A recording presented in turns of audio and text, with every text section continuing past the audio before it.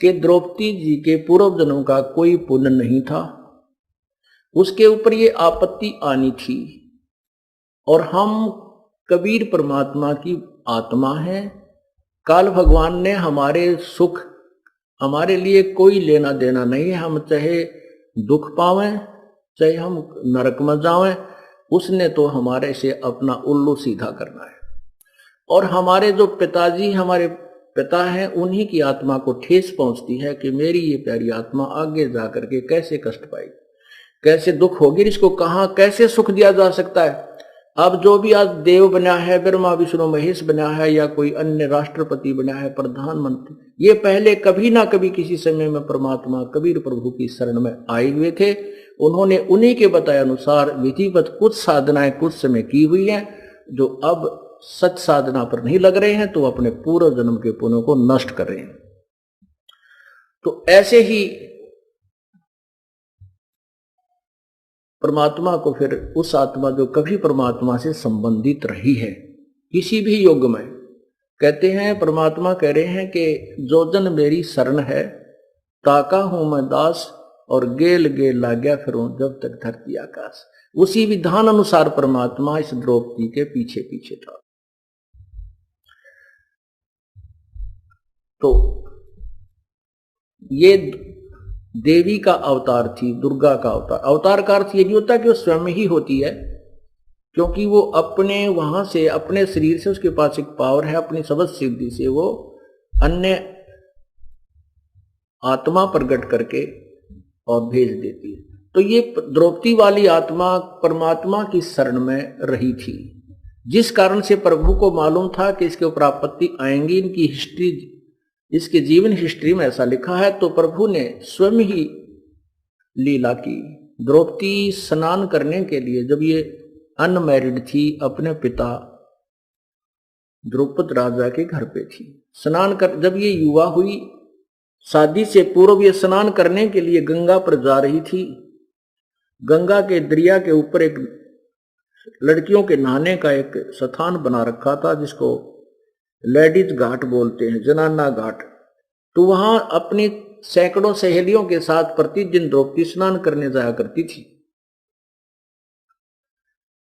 एक दिन सुबह सुबह ये पहुंची तो वहां एक अंधा महात्मा, एक सूरदास, केवल एक लंगोट से उसके तन पर था, दूसरा कोई वस्त्र उसके पास नहीं था। वो स्नान कर रहा था गंगा में। स्नान करते समय उस भक्त की, उस संत की वो कौपीन जो लंगोट बांध रखा था, वो उसकी वो डोरी टूट जाने से जल में बह गई, वो निवस्त्र हो गया। उधर से लड़कियों की आवाज सुनाई दी, क्योंकि लड़कियां जा रही थी, बोलती बतलाती, कोई चर्चा कर रही थी। सैकड़ों लड़कियों की आवाज दूर से सुनाई देती है, तो और गहरे जल में चला गया। वो छाती के यहां तक जल में चला गया और ऐसे हाथ मारने लगा जैसे कोई खोई हुई वस्तु को ढूंढ रहा हो। द्रौपदी ने जाकर देखा कि सामने दरिया में एक साधु स्नान कर रहा है।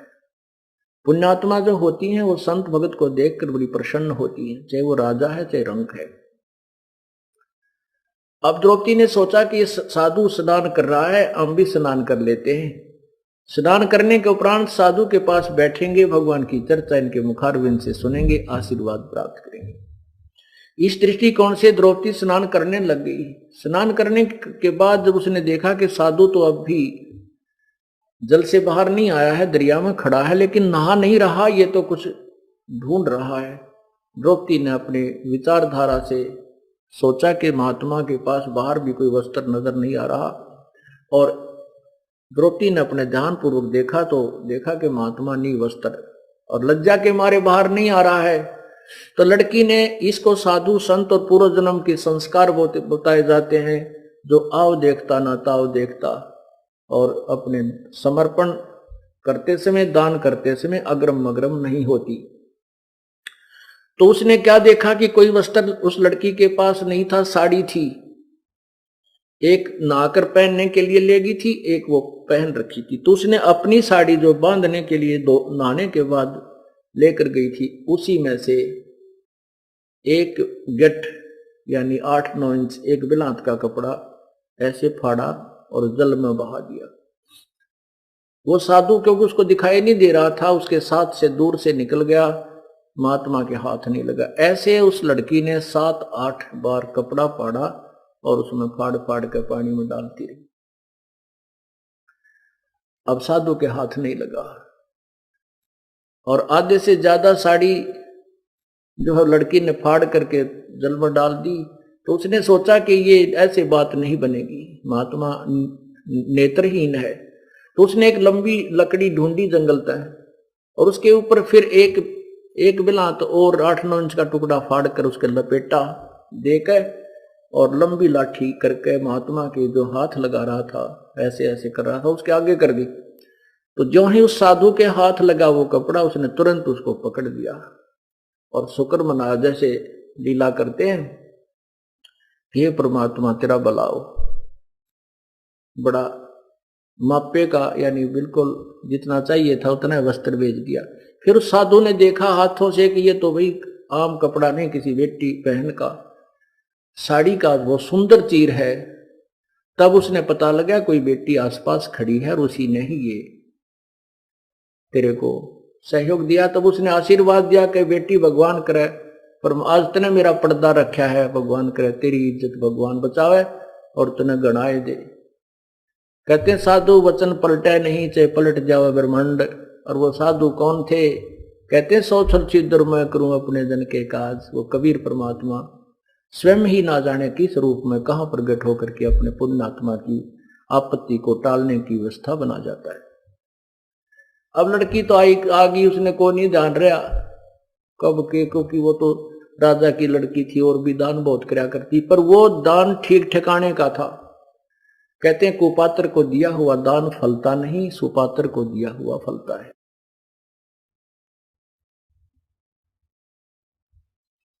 तो वो फिर क्या होता, जब लड़की का ब्याह, द्रौपदी का विवाह हो गया और फिर जुए में वो 5 पांडव द्रौपदी को भी हार जाते हैं।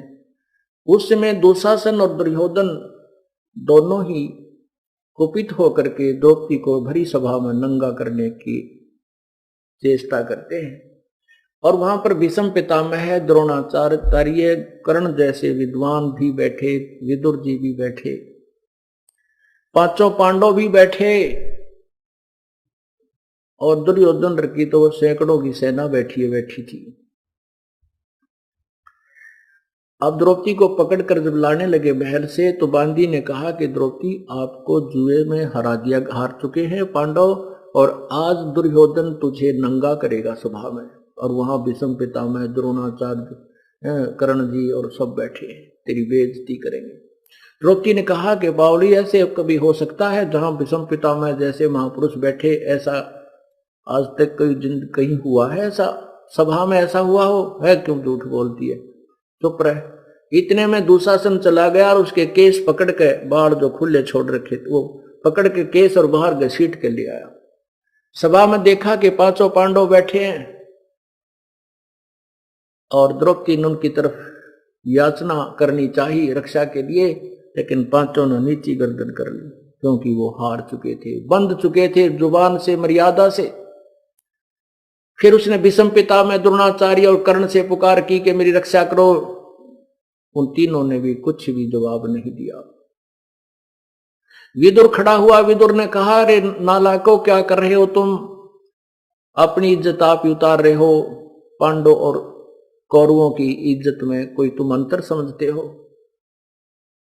कहते हैं दुशासन ने अपने चाचा विदुर को थप्पड़ मारा और वो वहां से निकल गया। पुण्यात्माओं, ये कुछ इन कहानियों कथाओं से हमें बहुत कुछ शिक्षा ग्रहण करनी होती है और उसके बाद फिर उन पर हमने अमल करना है। ये बातें कहन सुन की नहीं, ये कर पाड़ने की। तो उसमें क्या होता है कि द्रौपदी ने देखा कि ये तो सब बंधे हुए हैं, कोई हार गया जीत में, और वो ब्रह्मा, ये क्या नाम, भीष्म पितामह, द्रोणाचार्य और कर्ण, ये दुशासन के, दुर्योधन के अन्न खा के उसके पक्ष में उनकी जबान बंद होगी, क्योंकि उनकी सेवा के वश हो गए। तो परमात्मा कहते बंधे से बंधा मिले वो छूटे कौन उपाय, और कर बंदगी निर्बंध की जो पल में ले छुड़ाए। अब बंधे से बंधा हुआ प्रार्थना करता जैसे चार आदमी खंभे तो बांध रखे पीछे नाथ, और वो आपस में कहते हैं तू मुझे खोल दे, वो कहे तू मुझे खोल दे। नहीं, जो खुला हुआ व्यक्ति है उससे प्रार्थना करो, वो चारों को सभी को खोल देगा। तो तब द्रौपदी ने देखा कि तो झूठी, मैं समझ रही थी कि मेरे 500 पांडव धरती तोड़ देंगे अगर मेरे ऊपर हाथ कर दिया किसी ने। यही भ्रम मिटाने के लिए परमात्मा ने ये सब व्यवस्था की। जब तक हम इस सब संसारिक अंगे न छोड़कर, जब तक हम एक परमात्मा का सहारा नहीं तकते, तब तक वो साथ हमारा नहीं दे पाता। तब द्रौपदी ने सच्चे दिल से पुकार की थी, ये परमात्मा आज अपनी दासी की इज्जत रखना, आपके बगैर, आपके अतिरिक्त मेरा कोई नहीं है। उधर से कृष्ण उनका गुरु थे, कृष्ण जी धार्मिक गुरु थे। अब गुरु के माध्यम से पुकार की जाती है, लाभ पूर्ण परमात्मा ही आकर देता है। उसी समय श्री कृष्ण भगवान अपने घर पे अपनी पत्नी रुक्मणी के साथ शतरंज खेल रहा था। शतरंज में ऐसे पासे डालकर कुछ बोलना होता है, कच्चे 12 पक्के 18, तो ऐसे पासे तो डाल दिए उधर से, क्योंकि यहां से पुकार गई धर्मराज के दरबार में। आपत्ति आने पर सभी प्रार्थना करते हैं। हर इंसान भगवान को से प्रार्थना करता है, रोता है, तो उसकी पुकार जाती है दरबार में, धर्मराज के दरबार में, और वहां आपकी वो फाइल खुल जाती है कंप्यूटर की तरह। जैसे वहां पर देखा जाता है इसका कोई पुण्य है तो उसके प्रतिफल में उसको वो पूर्ण परमात्मा आकर के राहत देता है। यदि वहां कोई पुण्य नहीं है तो नहीं कर सकता, वो पुण्य परमात्मा नहीं लाभ देता। तो ऐसे ही जैसे टटीरी की पुकार गई थी, वहां कंप्यूटर में देखा तो उसके पुण्य थे, उस कारण से रक्षा हुई। और बहुत ना जाने की द्रौपदी की पुकार गई तो उसकी रक्षा हुई, और ना जाने कितनी बहन बेटियों की इज्जतें लूटी जाती हैं, कोई पुकार नहीं सुनी जाती, क्योंकि उनके पूर्व जन्म के और इस जन्म के कोई संस्कार शोभन के साथ नहीं। तो उधर से पुकार वहां पहुंची तो वहां देखा धर्मराज ने कि इसको तो ना जाने कितना दिया जा सकता है, ऐसा पुण्य इस लड़की ने किया हुआ है, उस आत्मा ने। तो वहां से वो रिफ्लेक्ट होकर के उस गुरु यानी श्री कृष्ण के अंदर आई। श्री कृष्ण ने ऐसे हाथ, एक ऑटोमेटिक उस पावर, परमात्मा की पावर से ऐसे हाथ हो गया और कहा अनंत। अब वो शक्ति कहां से बोली? कबीर परमात्मा, उस पूर्ण ब्रह्म की शक्ति ने वहां आप ही आशीर्वाद रूप में वहां से आवाज लगाई, और सूक्ष्म रूप धारण करके वो परमात्मा फिर द्रौपदी के पास पहुंचा। सेकंडों के अंदर हो जाता है ये काम परमात्मा का। जब जो उन्होंने ऐसे करके पासे डालकर एकदम जैसे आकड़ जाग रहे हैं भूत, देखा उन्हें भूत जिन माँ वो एकदम बात ठीक करते करते न्यू हो जाएंगे, ऐसे श्री कृष्ण को नहीं मालूम तू क्या हो रहा तेरे साथ, वो तो न्यू हो गया एकदम। जब रुक्मणी ने पूछा कि ये अनंत कैसे कहा, ये बोल क्या किस लिए पासे डाले, का 12 है 18 है, क्या बोलना चाहता है? तब वहां से कहते रुक्मणी कर पकड़ा मुस्काई, हाथ पकड़ के मुस्कुराने लगी, कहने लगी अनंत कहा मोकू समझाई।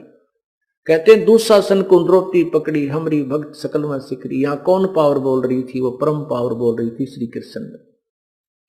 जो मेरी भक्त पिछोड़ी हुई तो हमरा नाम न लेवे कोई, तंदे ही से पासा डारी वो पहुंचे सूक्ष्म रूप मुरारी। वो तो वहां खेल रहे हैं और सूक्ष्म रूप में वो मुरारी अर्थात सब पापों के विनाश, शत्रु सब विघ्नों के विनाश करने वाले पूर्ण परमात्मा वहां द्रौपदी के पास पहुंचे।